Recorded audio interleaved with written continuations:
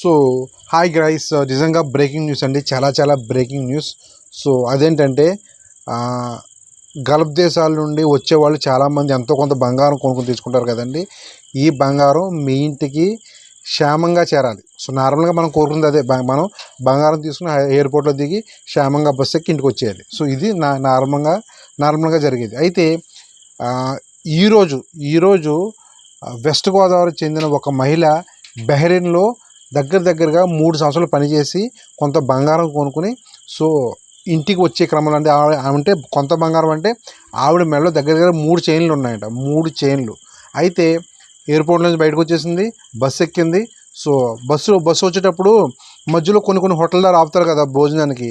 అలాంటి భోజనానికి హోటల్ దగ్గర ఆమె బాత్రూమ్కి వెళ్ళే ప్రయత్నంలో ఆమెను ఒక 3 వ్యక్తులు వచ్చి బలవంతంగా పట్టేసుకుని మెడలో చైన్లు తీసి పారిపోయారంటండి.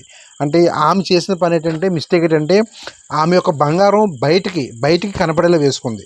ఆ చైన్లు 3 బంగారం బయటికి కనపడేలా వేసుకుంది. చేతికి ఉంగరాలు కూడా ఉన్నాయంట. ఉంగరాలు లాక్కోలేదు కానీ చైన్లు లాక్కెళ్ళిపోయారు. దగ్గర ఒక 1,50,000 విలువైన బంగారం అంటండి. పాపం ఆవిడ చాలా బాధపడుతుంది. అక్కడ నుంచి వాళ్ళ ఇంట్లో వాళ్ళు కొందరు కూడా నాకు ఫోన్ చేసి చెప్పారు, ఇలాగ బంగారం పోయిందన్న, ఏం చేస్తాం, బంగారం పోయిందంటే లోకల్ పోలీస్ స్టేషన్లో కంప్లైంట్ ఇవ్వడం తప్ప మనం ఏం చేయలేం. సో అయితే ఇంకా ఇది గల్ఫ్ నుంచి వచ్చే వాళ్ళు ఎవరైతే ఉన్నారో, ఆడవాళ్ళు కానీ మగవాళ్ళు కానీ, బంగారాన్ని బయటికి షో చేయకండి.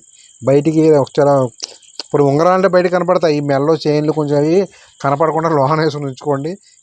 ఇంటికి చేరే వరకు జాగ్రత్తగా రావాలి. సో మా మహిళ బయటికి కనపడేలాగా వేసుకుందనమాట. సో మరి అనుకోకుండా మరి ఇది ఎందుకంటే గల్ఫ్ దేశం నుంచి వచ్చే బస్సులు కంటిన్యూగా ఒకే హోటల్ ద్వారా ఆగుతాయి. అంటే వాళ్ళు ఏదో మొత్తానికి ప్లాన్డ్గా ముందే ప్లాన్లో ఉన్నారు. సో ఎవరు దొరుకుతారని చెప్పి లక్కీగా ఈ మహిళ టైం బాగాలేదు, దొరికిపోయింది. సో 3 చైన్లు లాక్కుపోయారంటండి. ఇద్దరు మనుషులు చేతులు పడేసుకున్నారంట. ఒక అతను మెడలో తీసేసి లాక్కుపోయారంటండి. సో మొత్తానికి ప్లాన్గానే జరిగింది. సో అది కూడా పట్టపగలే, రాత్రులు కూడా, సాయంత్రం కూడా కాదు, పట్టపగలే దొంగతనం జరిగిందంటండి. పాపం 3 సంవత్సరాలు కష్టపడి సంపాదించి ఏదో కొంత బంగారం కొనుక్కుంది, ఇలాగ అన్యాయంగా పోయింది. చివరికి ఇంటికి వెళ్ళకుండా బంగారం పోయింది. పాపం చివరికి ఆమె ఏడుస్తూ ఇంటికి వెళ్ళిందంటండి. సో బయట దేశాల నుంచి వచ్చే వాళ్ళు ఎవరైతే ఉన్నారో 1-2 సార్లు చాలా జాగ్రత్తగా ఉండండి. చాలా జాగ్రత్తగా ఉండండి. Okay, bye.